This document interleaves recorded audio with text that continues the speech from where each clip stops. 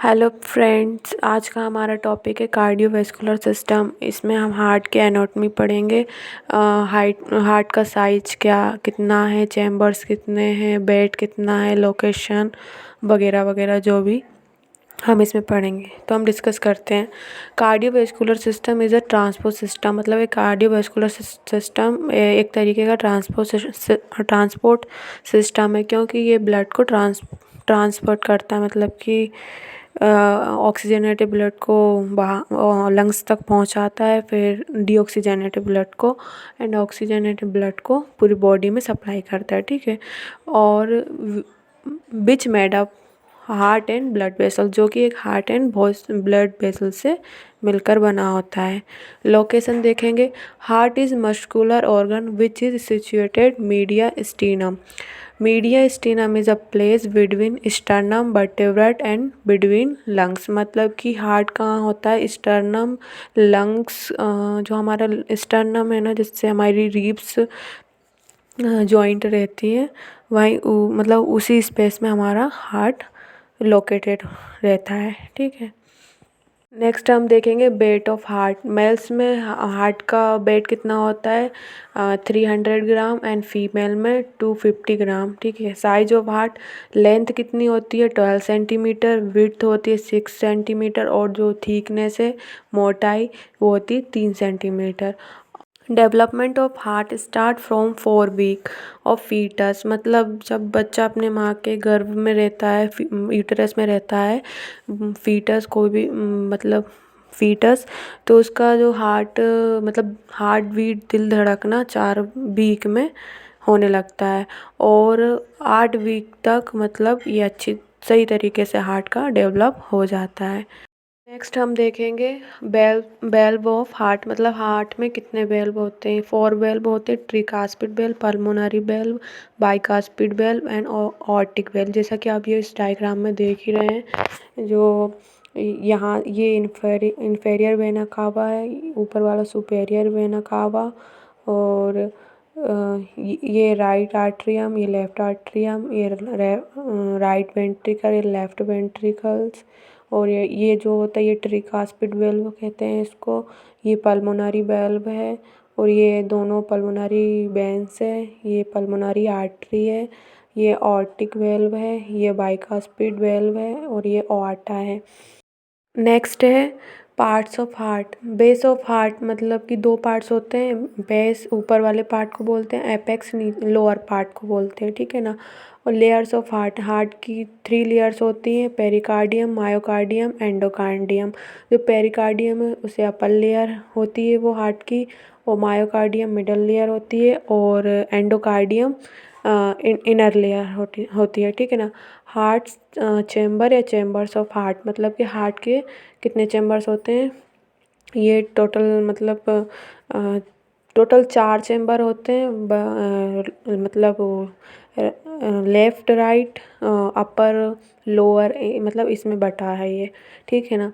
तो अब हम पढ़ेंगे। मतलब 2 मतलब राइट आर्ट्रियम होती है और लेफ़्ट आर्ट्रियम होते हैं, और राइट वेंट्रिकल होती है तो लेफ़्ट वेंट्रिकल होती है। ठीक है ना। ऊपर वाले कोई आर्ट्रियम रहती है, चाहे वो लेफ़्ट हो चाहे राइट, और नीचे वाली वेंट्रिकल होती है। फर्स्ट हम डिस्कस करेंगे राइट आर्ट्रियम के बारे में। जैसा कि हमने डायग्राम, हार्ट का जो डायग्राम था उसमें देखा होगा, राइट आर्ट्रियम ऊपर रहती है। ठीक है ना। और आप उसका स्क्रीनशॉट ले लेना और अपनी कॉपी में बना लेना, और फिर समझना, फिर आपको आसानी से आपको समझ आएगा, और उसका डायग्राम बना लेना। ठीक है। Right atrium, this part receive deoxygenated blood from superior vena cava and inferior vena cava. मतलब कि ये क्या करता है, ये रिसीव करता है, मतलब कि हमारी बॉडी से, मतलब कि राइट साइड से ऑक्सीजनेटेड ब्लड उसे कहते हैं जिसमें ऑक्सीजन नहीं होता है। तो ये नीचे वाला इन्फेरियर लेकर आता है, ऊपर वाले पार्ट से सुपेरियर लाता है। तो ये कहाँ लाता है, राइट एट्रियम में लाते हैं, जिसमें ऑक्सीजन नहीं होता है, जिस ब्लड में उसको क्या कहते हैं, डीऑक्सीजनेटेड ब्लड।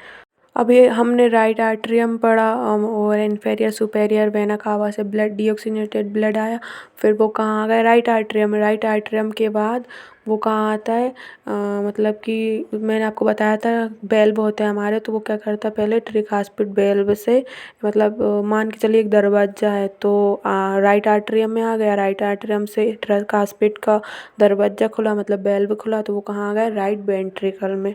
ठीक है, हम अभी राइट साइड की बात कर रहे हैं, मतलब राइट आर्टरियम में ब्लड आया, राइट आर्टरियम से ट्रिकास्पिड वेल्व से वो राइट वेंट्रिकल, यानी कि वेंट्रिकल कहाँ होती है नीचे होती है, तो वो नीचे साइड आ गया है। ठीक है ना, ब्लड जो हमारे ब्लड में ऑक्सीजन नहीं है वो ब्लड कहाँ गया राइट वेंट्रिकल में, राइट वेंट्रिकल्स में आया। ठीक है, अब हम राइट वेंट्रिकल के बारे में पढ़ते हैं।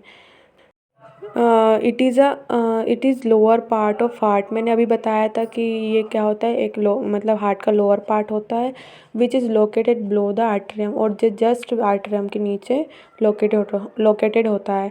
Right ventricle connected with right atrium by tricuspid valve, मतलब कि ट्रिकास्पिड वेल्व के द्वारा राइट आर्टरियम राइट वेंट्रिकल दोनों कनेक्ट रहते हैं। ठीक है ना, it carry deoxygenated blood from right atrium, अब मैंने पहले ही बताया था कि राइट आर्टरियम से जो डीऑक्सीजनेट ब्लड कलेक्ट करता है और send to the lungs by pulmonary artery, मतलब फिर क्या करता है राइट वेंट्रिकल में आ गया नीचे, फिर क्या करता है ये पल्मोनरी वेल्व से पल्मोनरी आर्टरी में के द्वारा लंग्स तक पहुंचाता है। ठीक है, फिर लंग्स, अब लंग्स हमारे क्या करते हैं मतलब ऑक्सीजन इनहेल करते हैं ना, मतलब वो क्या, अब मैं क्या बोलूँ, मतलब हम सांस ली अब हमने तो ऑक्सीजन अंदर आ गया, सांस छोड़ी CO2 बाहर निकल गया। ठीक है ना, तो ये वही काम करता है। ठीक है ना, डीऑक्सीजनेट ब्लड को पल्मोनरी वेल्व से पल्मोनरी आर्टरी के द्वारा लंग्स तक पहुंचाता है। ठीक है,